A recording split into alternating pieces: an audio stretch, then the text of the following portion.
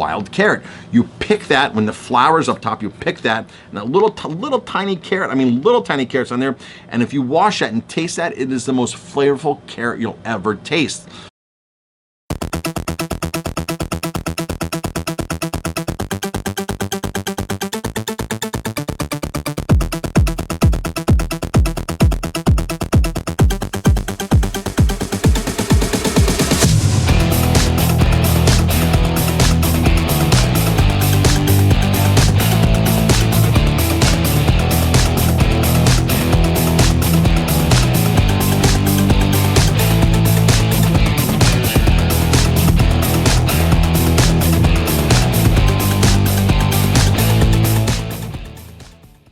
Hello, Chef Marcus Guiliano here, and I'm your chef on a mission. Today's mission is health. Health and nutrition, one of my passions. One of the things that brought me into opening my own restaurant, because I couldn't work for anybody else, because I have a different view on what food should be, and I don't like to buy cheap food. But here's a question from one of my videos on YouTube. The name of the video is the top 10 GMO foods to avoid, genetically modified foods. So here's somebody commented, I just found out that broccoli and bananas are hybrids. I had no idea. I have no idea if that makes it unhealthy for my body or not. So, of course, you want to eat food that is closest to the wild as possible. So that's why they say, well, don't eat beef, eat bison. And don't eat bison, eat wild venison. See, so there's different levels of how things are raised. Wild salmon versus farm salmon, two totally different salmons. Okay, two totally different salmons. That farm salmon is a hybridized version. It's bred to have certain characteristics. The wild ones are bred, or not bred, but they exist in the wild because they can survive in the wild. A hybrid blueberry, hybrid chocolate versus wild blueberry or wild chocolate. So this can go on for any type of food. Now, here's the deal with this. A lot of people get caught up and say, oh, bananas. Bananas are so far hybridized. Well, so is broccoli. This person's right. Tomatoes are hybridized. Even if you're eating those heirloom tomatoes, those ugly heirloom tomatoes, those Brandywines or whatever they're called, whatever the other names are called for the other ones, that's still not the original tomato. The original tomato was from the deserts in Peru, and it was these little tiny things that basically tomatoes need no water to grow. They flourish, but these little tiny tomatoes, you know, when they were discovered 150 years ago or 200 years ago, whenever they were discovered in the deserts of Peru, looked nothing like an heirloom tomato. They definitely look nothing like our tomatoes nowadays that you go into the grocery store and you see. So just for the course of agriculture, the agricultural evolution, things have been hybridized all along the way. So to get real food, like broccoli grows out in the wild here, but it looks nothing like the broccoli you buy in the store.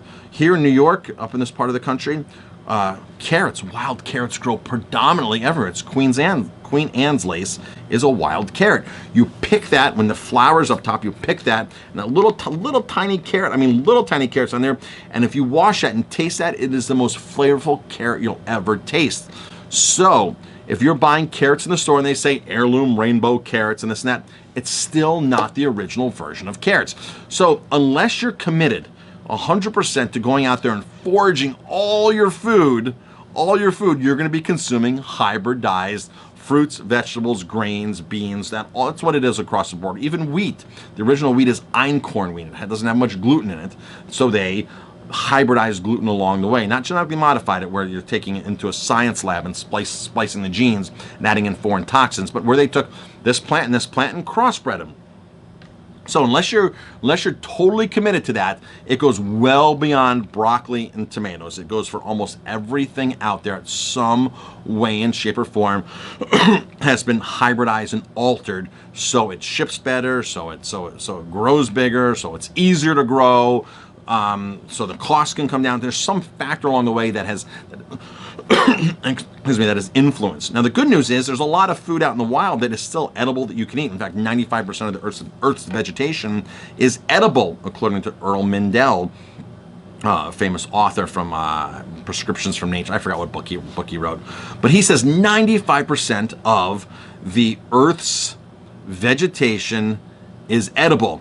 Now, I didn't say it tasted good. That's a different thing. I didn't say it was palatable, but 95% is edible. You could literally go into your lawn and pick what would appear to be weeds and grasses and juice them, eat them in salads. I mean, everything from wood sorrel to purslane, the plantain leaves. The list goes on and on and on. What is actually edible out in the wild.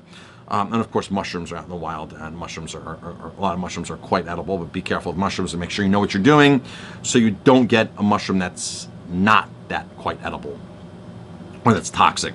So yeah, my suggestion here is if you want to be healthy, don't fry your food, don't add sugar, don't add those heavy sauces, don't add butter. If you're going to eat broccoli, steam it. I like it with a little bit of garlic with it, a little bit of sauteed garlic. I like to saute in either coconut oil, or I use a local cold pressed, expeller pressed sunflower oil that we use, that's unfiltered, that's pressed as soon as we order it, so it's always fresh here at the restaurant. A little tiny bit, cook with as little amount of oil as possible. Avoid all that extra stuff in it. Like, so if you're gonna eat broccoli, don't eat creamed broccoli. If you're gonna eat spinach, don't eat creamed spinach. If you're gonna eat corn, don't eat creamed corn.